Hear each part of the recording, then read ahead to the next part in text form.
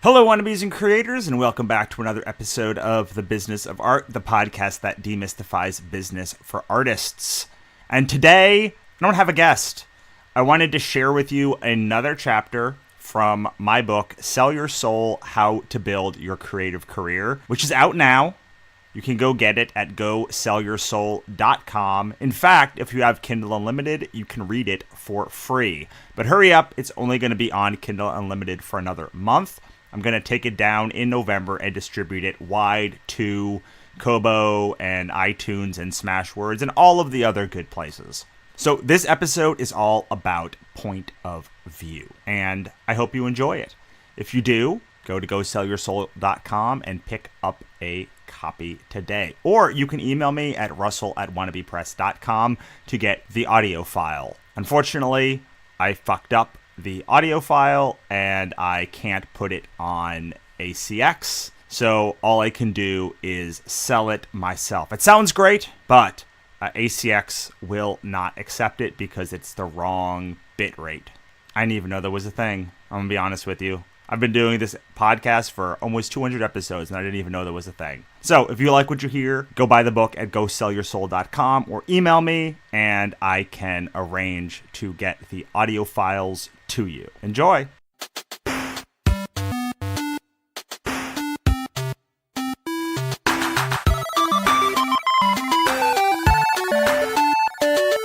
Welcome back, wannabes and creators, to another episode of The Business of Art, the podcast that attempts to demystify business for artists. And today, we're going to continue our Sell Your Soul series. This is where I am constructing my new book, my first nonfiction book, Sell Your Soul, section by section on this podcast. When it's all done, we're going to wrap it all up in an ebook, a print book, and an audiobook. But for now, it's free. All you gotta do is come back again and again and listen to all of this awesome content.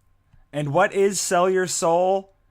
It's a compilation of lessons, tips, tricks, and hacks so you can make a career doing what you love.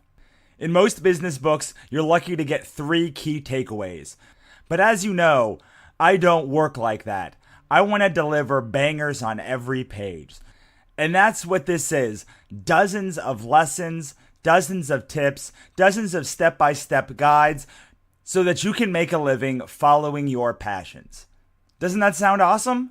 Before we get started, I have a question for you. Do you love the business of art but hate the commercials? Do you hate going to our archive section and not finding what you're looking for? Well, I have a solution for you. I went through and took every hard lesson, every ranterlude, and every Kickstarter mini-season from our first 100+ episodes and condensed it all into one course that you can find at thebusinessofart.us/volume1. And here's the best part. No commercials. That's right. 72 episodes, 8.5 hours of content, 0 commercials, all for just $20. So if you love the podcast but hate the commercials, or even if you just want to support the show, head on over to thebusinessofart.us/volume1 and pick up your 8.5 hour long course today for just $20. And with that being said, let's get on with the show. What are you trying to say? One of the questions most often asked by customers is, what are you trying to say in your work? And one of the most oft laid criticisms at the feet of artists is, it's pretty, but it doesn't have a point. Both of these criticisms come back to a critical aspect in any art career, your point of view. Simple fact is, point of view is more important than talent. I've seen the most technically proficient artwork in the world do nothing for audiences, while a simple mixed media piece has brought them to tears due to its point of view. Point of view is why you can tell Frank Miller's work from Skottie Young's and Mike Mignola's from Rob Liefeld's. You might not like all of those artists, but you can tell their work apart from the pack the moment they put pen to paper. More importantly, their fans flock to their work because it speaks clearly to them. In order to make something great, you need a strong point of view. You need a slant on the world. You need something that separates you from the rest of the creatives on the planet. Let's do a thought experiment. Think about Tim Burton for a moment. Now think of the kinds of projects that would be perfect for Tim Burton's view of the world. Can you imagine a couple? Of course you can. His distinct style has been developed in the public zeitgeist for decades. That clarity of vision makes a good point of view. Tim Burton won't be a good fit for 99.99999% of movies, but point of view is not about that. Your goal is not to be on everybody's list of candidates. It's to be the number one candidate for the right person. Those projects you thought of, could you imagine anybody else directing them except for Tim Burton and doing as good a job? Probably not. That is the power of a strong point of view. With a solid point of view, you don't have to pitch yourself. Your ideal audience comes to you. Point of view is the hardest part to nail down in a creative life because it takes life experience and practice to figure out. It's why you need to make a lot of different things and finish them. Once you've done a body of work, you can look back, think about your point of view, and figure out what it is you're trying to say. You can connect the dots much easier after completing several projects than you could before you began your work. Then, when you go to make a career, you can tell people exactly what you stand for, and they can make a decision whether they want to stand with you or with somebody else. If you don't have a point of view, it's a bit like making plain white socks. Nobody hates plain white socks, and we all buy them, but we don't care about what brand we buy. Most of us just buy whatever's cheapest. Every time we buy a different brand because we just don't care about plain white socks. You don't want to be plain white socks. On the other hand, a point of view is like having the brightest, pinkest, dragoniest socks on the planet. They won't be everybody's cup of tea, but those who love bright pink dragon socks will flip their lid and buy 10 pairs. They'll look through the designer's collection and buy up all their stuff. They'll sign up to receive updates for when the new dragon socks come out. Nobody has ever signed up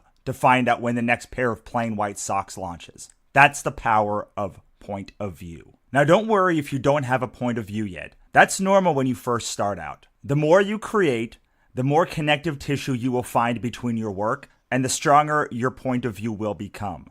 One of the reasons that artists become more successful later in their career is because they've developed that strong point of view. Now, if you've already created a decent body of work, maybe it is time to look back on it and ask yourself, what am I trying to say here? So I hope you enjoyed that episode and got a lot of value out of it. If you did, please head on over to thebusinessofart.us/iTunes to rate, review, and subscribe today. We do a lot of episodes at The Business of Art, and I don't want you to miss any of them. Our RSS feed is only 20 episodes long, which means if you wait a few days or a couple of weeks, you'll probably miss out on some of our awesome content. This is the best way to make sure you don't forget. So head on over to thebusinessofart.us/iTunes and subscribe today. We're also available on Stitcher, on Google Play, on Player FM, and a whole bunch of other great podcast aggregators. And if you love this podcast but hate the commercials, head on over to thebusinessofart.us/volume1 and pick up 72 episodes of our podcast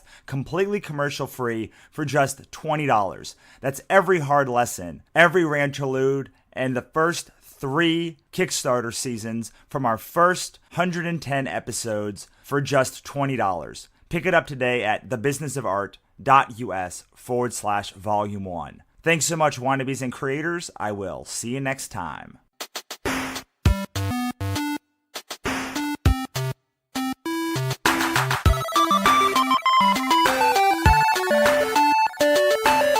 All right, so that was a chapter of Sell Your Soul, How to Build Your Creative Career, all about point of view. There's so much more to this book, and you can get it now on Amazon by heading to GoSellYourSoul.com.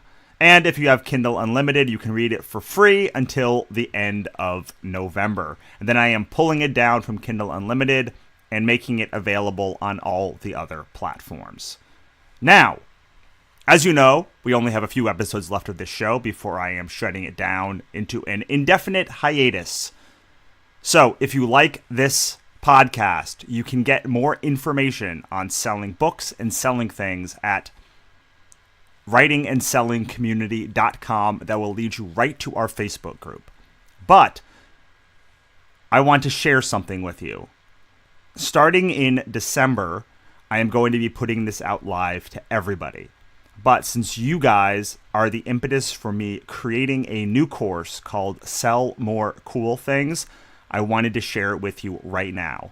If you head to sellmorecoolthings.com, you can check out a free 20-minute video which has everything you need to sell more of your work without feeling gross about it. There is an offer for a course in that video, but the video itself is packed with information.